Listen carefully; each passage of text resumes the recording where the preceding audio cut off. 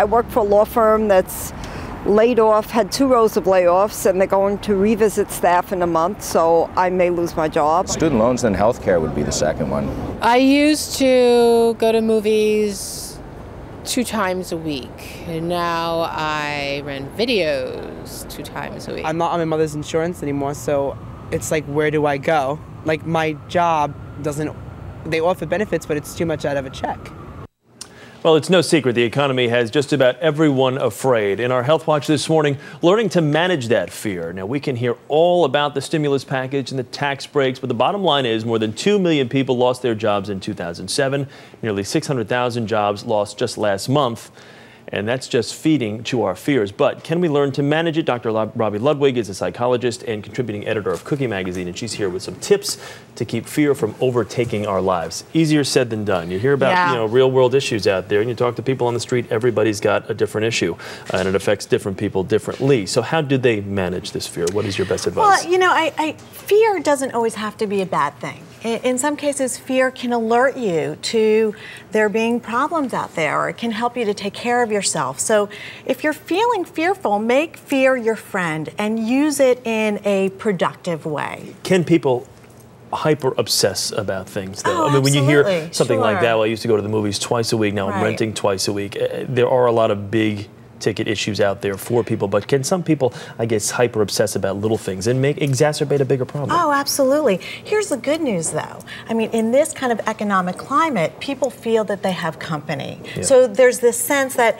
maybe I can't do everything that I used to do, but I'm in, you know, a boat that a lot of people are also sharing my experience. But if you are hyper obsessing, it can paralyze you, and that's where the danger can really be. And let's talk about some of the things that are affecting people. In an Associated Press GFX poll, 47% said they're worried about losing their jobs. 69% said they're worried about the value of their retirement investments dropping.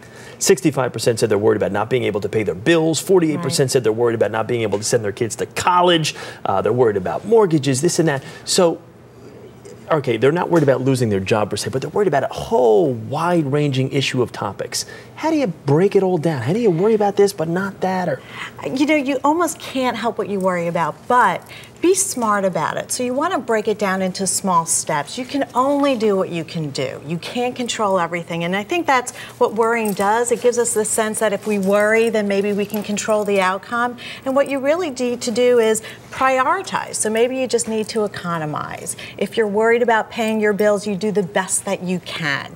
Maybe I have certain patients that have roommates now to share costs. They're downsizing. They're selling things in their home that they never really thought of as a way to make money. So be creative in terms of how you think about bringing income in. is there a point, is there something people need to look at if you've reached a certain point where, let's just say you're snapping at everyone in your inner circle, or you're just that irritable, you're no longer enjoyable to be around? Is there a certain point where people need to say to themselves, okay, I need to step back, reevaluate things? Yeah, I mean, if you, for a 2-week period of time, if you're not able to sleep, if you're depressed, if you're paralyzed, if you're irritable, if you're snapping at people, if you're in danger of compromising your family relationships and your work relationships, bring yourself to a doctor and see if you need an assessment. Maybe you need some medication management that you want to rule out, or just somebody to talk to, and that's a good time frame to really observe yourself. And being positive wouldn't hurt, you know, right? Being positive, it doesn't hurt. You know, this is a time when people are reevaluating their priorities and looking towards family to get the support that they need. And I thought you brought up a great point. We are all in this together. We're all in the same boat, so it does help. Exactly. Yeah. All right, doctor, thank you very much. Thank you. Robi Ludwig. For more on managing in these tough times, just go to our partner in health coverage, webmd.com, and search for